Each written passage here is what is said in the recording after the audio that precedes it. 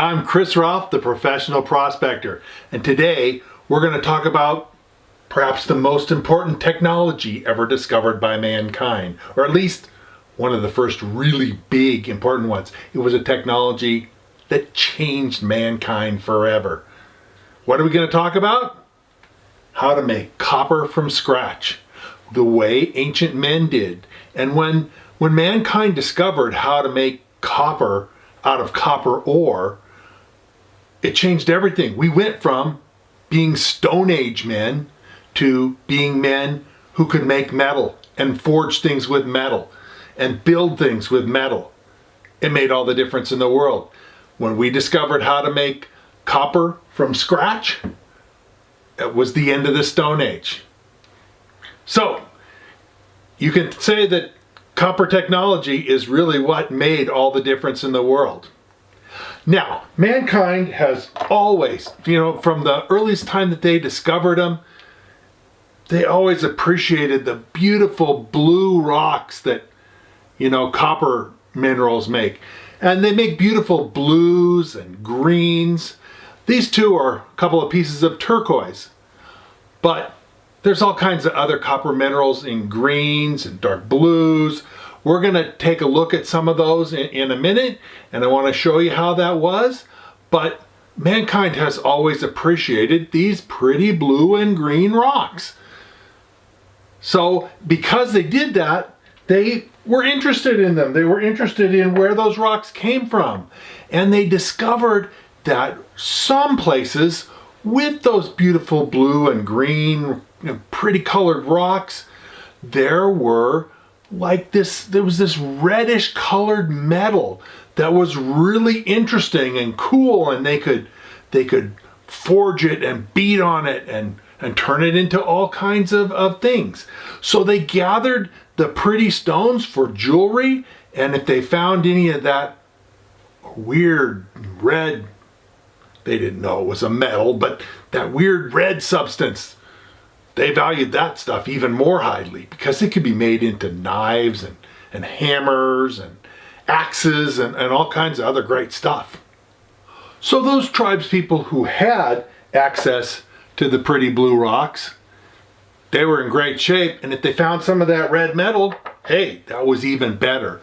But the problem with the red metal, there just wasn't really that much of it. They would have loved to have a lot more, but there just really wasn't that much of it. In a few places there was some, but they just really, some copper deposits, there's just no metallic copper at all. Because metallic copper forms through an unusual process, and we'll talk about that later. Not in this video, but in my prospecting for copper video, which is coming up soon.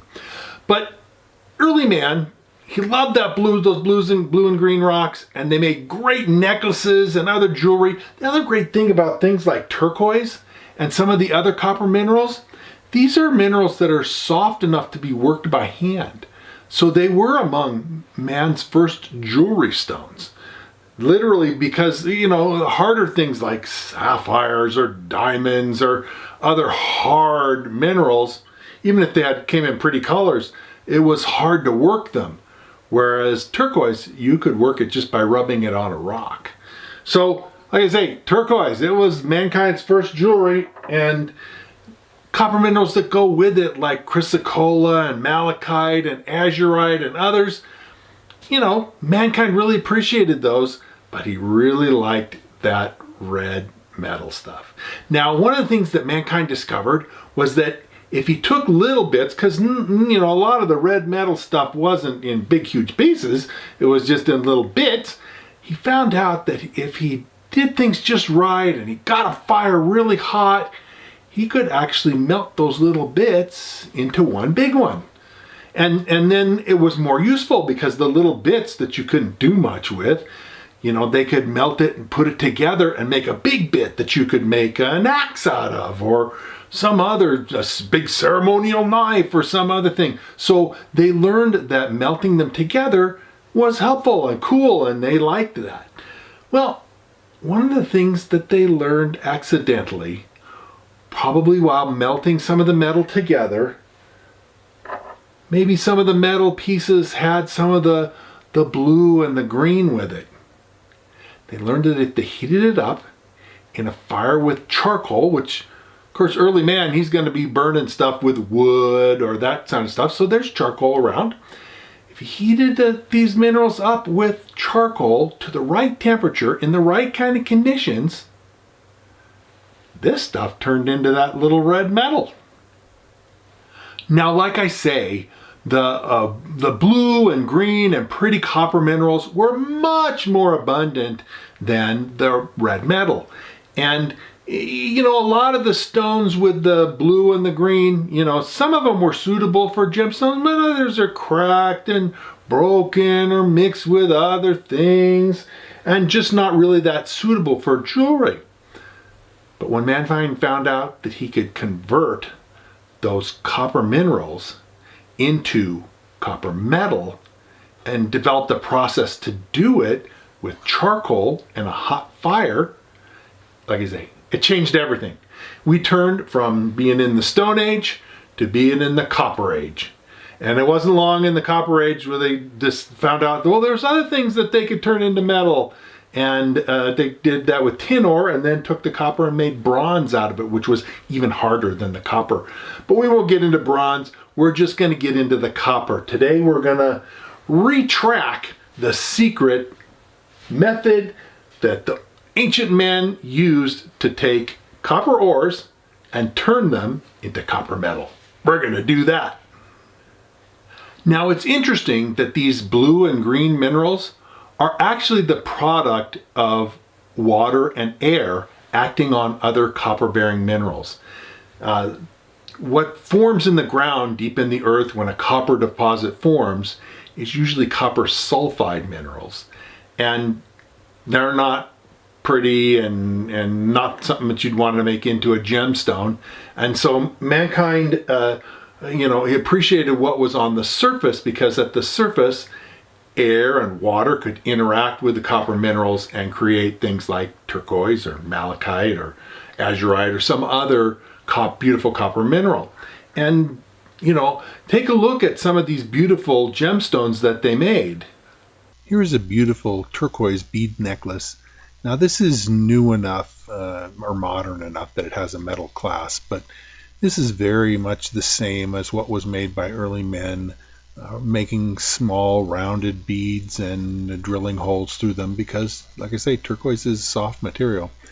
And they just cherished stuff like this. It was highly valuable. And so they were very interested in copper, both in the minerals and, of course, in that beautiful red metal.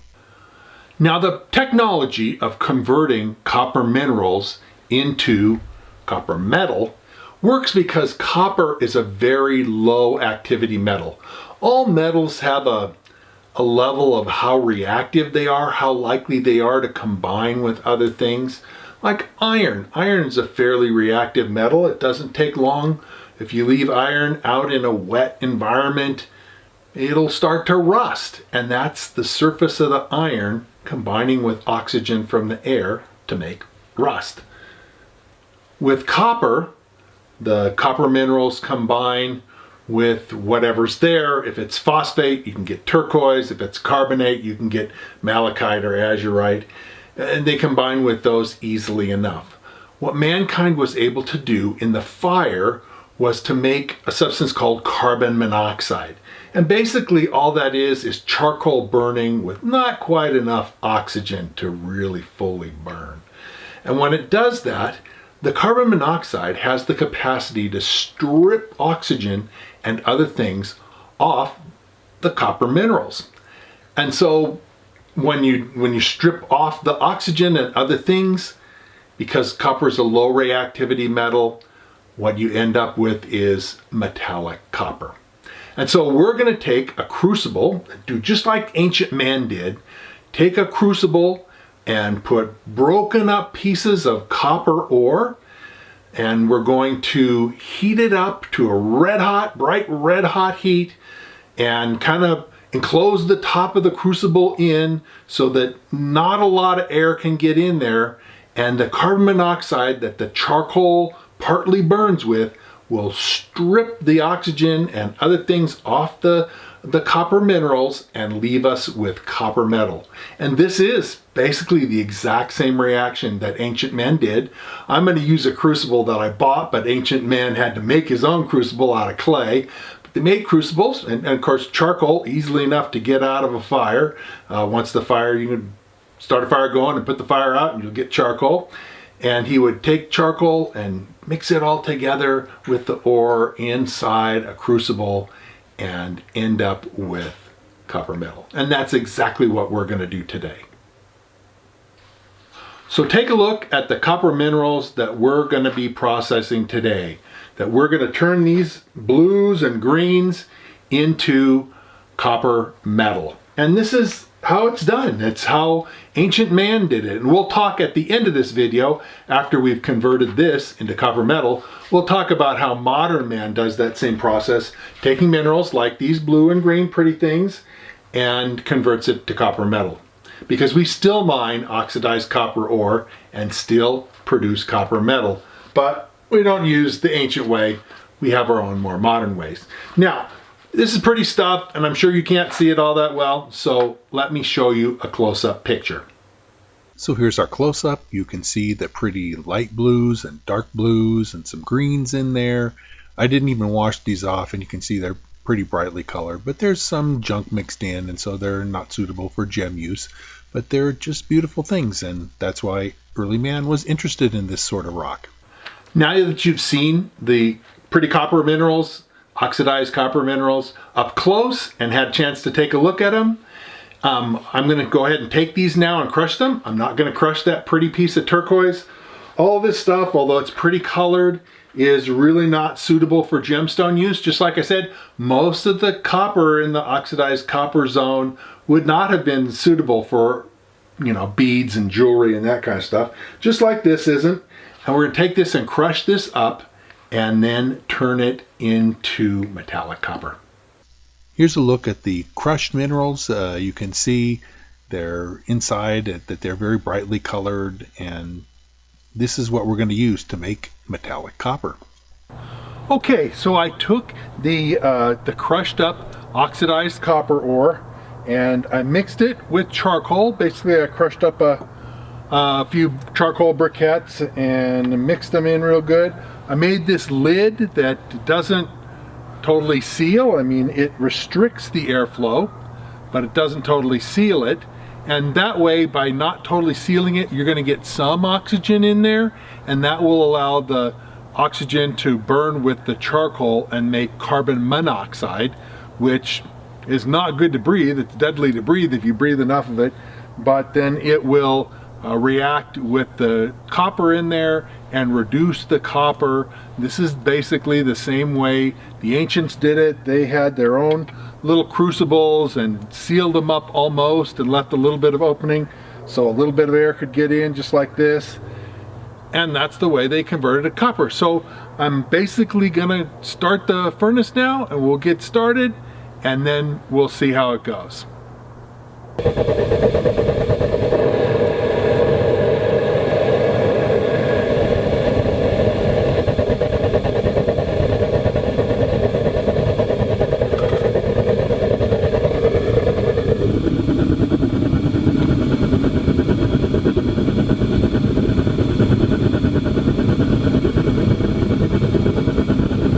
Okay, now I just got to let it burn for a while and get real hot in there, and we'll keep an eye on it and let you know. This is the result after I heated up that crucible and then let it sit and cool down overnight. And if you look closely, you can see some little red-brown spots in there, copper colored. And sure enough, if you take a loupe and look at these closely under magnification, there's no doubt that's metallic copper. And while it doesn't look like much, you're going to see in a minute that all the copper throughout this whole crucible actually is quite a bit. So everything looked real good. I took that material I showed you and I sorted through all the stuff in the bottom, all the way to the bottom of the crucible, and it looks like I didn't see any blue-green coloration of copper. It was all changed to the red metallic copper. So it was very successful. I probably added too much charcoal, just trying to be safe and have enough charcoal to make the reaction go. I probably added too much. So anyway, I've got it all here. I've mixed in a good amount of flux. As I mentioned earlier in the video, the ancients knew how to melt small pieces of copper together to make one big good one that they could use for a variety of purposes. And that's what I'm going to do here. I'm going to take all the little tiny bits of copper that are in here and melt them into one, and we're going to put them in, and with the flux it'll help liquefy everything, and we should get a nice pour of copper. You get a good copper button. So I'm going to light the furnace off now, and we will see how it goes.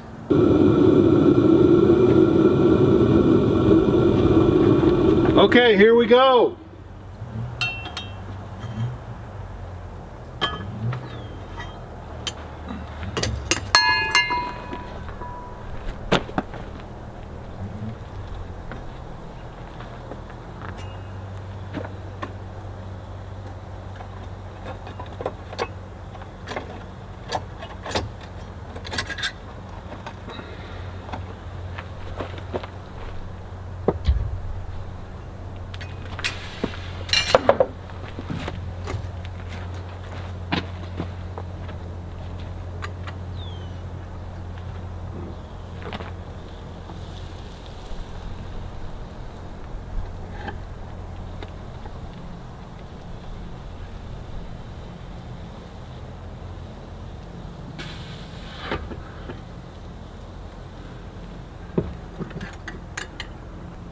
Okay, that's it.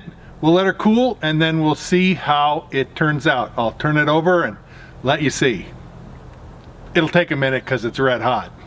The pour is now cooled, so let's turn it over and see what we got.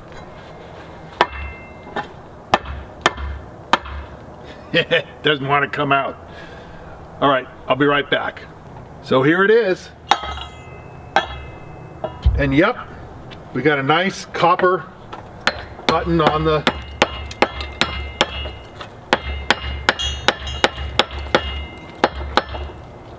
well, there it is. I'll show it to you again in just a minute. I'll give you a still shot. We got a nice copper button formed on the bottom of the pour. Just what we expected.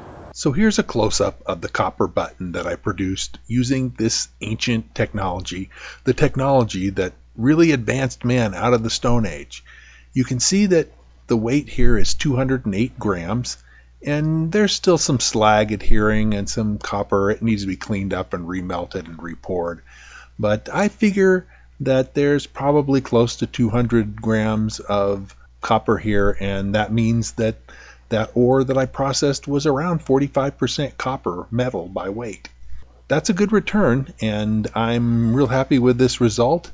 I'm going to clean this up and re-pour it later, but there's no rush to do that. You can see that we made quite a bit of nice copper, and this is the kind of thing that ancient man was proud to be able to do, and it enabled him to make all kinds of amazing tools out of his new material, metal, copper metal. So I hope you found that interesting, and you're able to see how the ancient men did it, and how, you know, turning rocks into copper, the first smelting ever done by man, how that worked, and how it was pretty easy, and how we were able to make some nice copper out of samples of copper ore that I'd collected over the years of oxidized copper, pretty blues and greens that we turned into copper metal, just like ancient men did. Now, you might ask, how do we do it these days? What's different about today? What do we do different that the old ancient men didn't do? How do we process ore that looks like that? Well, it's still done the same way, in the sense that we take those minerals and turn them into copper, but we don't use charcoal and smelting and that kind of stuff. We use more environmentally friendly methods of basically, it's a hydro extraction technique. So what they do is they take rock like that, and they will crush it up, and they put giant piles of it, because they mine huge, vast amounts of rock like that has just a small amount of copper in it, some of it less than 1%, 0.5% maybe, of copper in the rock. They crush it up, pile it into huge piles that literally cover acres and acres and acres of these piles, and then they sprinkle water on it, and the water has a little bit of sulfuric acid in it. And a little bit of dilute sulfuric acid that's in the water actually leaches the copper out of these rocks that have a little tiny bit of copper in them. It leaches it out, and the water goes down to an impervious barrier underneath. They usually use a hard plastic or something like that that's thick, not just like plastic sheet, but it goes down to that hard plastic layer that's impervious, and then it's always these heaps are set up on a tilt so that they drain, the liquid drains down to a collection pond, and then at the collection pond they collect the liquid and then they run it through a solvent extraction technique. They've actually developed a special kind of resin material that will pull the copper out of the liquid but not pull iron and other metals that the copper miners don't want. It'll just pull the copper out of the liquid as it percolates through. So they process it, take the copper out, remix it up, add any acid if they have to bring it back up to the right strength, and then the liquid goes back on the heap again. It goes down through, the copper gets taken out, it gets mixed, it goes back up, and so the water is just recycled through. The only water that you lose is the water that's lost from evaporation. So the water goes down, the resin takes the copper out of the liquid and then collects it, and then eventually when the resin gets saturated, they take the copper out of the resin. There's a process for that, and then what they end up with is a much more concentrated and pure solution of copper, and they do a process called electrowinning. And basically what happens is the copper is in the liquid, and they have a big sheet of pure copper, thin, and they put electricity to it, and then they have a positive and a negative, and they set it up so that the copper dissolved in solution goes to the copper plate, and plates on there, and the purity of the material that they get out of that is very high. It's ready for manufacturing use. It's ready for making into wire or whatever because it has such a high purity. So that's the process that we use today. We literally take water and dissolve the copper out of the rocks and bring it down and extract it, and then use electricity to plate it out onto a plate, and they end up with these flat sheets of copper that are ready to be used at a manufacturer. They're shipped off for whatever purpose somebody wants to do to make things with copper, whether that be pipe or wire or whatever. I hope you've enjoyed this section. Now, if you are interested in finding out more about prospecting for copper, about how copper deposits work, I talk a lot about metals, including gold and silver. I actually wrote a book about prospecting. It's called Fistful of Gold, and I'm going to tell you a little bit more about my book right now. So let me tell you a little bit more about my book. It's called Fistful of Gold, and I wrote it because I want you to be able to go out and find for yourself Fistful of Gold. And you can see that it's an encyclopedia with all kinds of information, pictures, and that sort of thing. It's not in color, but color would have cost me a lot more to have printed, and so the book would have cost a lot more. It's for sale on Amazon, and you can pick it up. I'll put a link in the description below.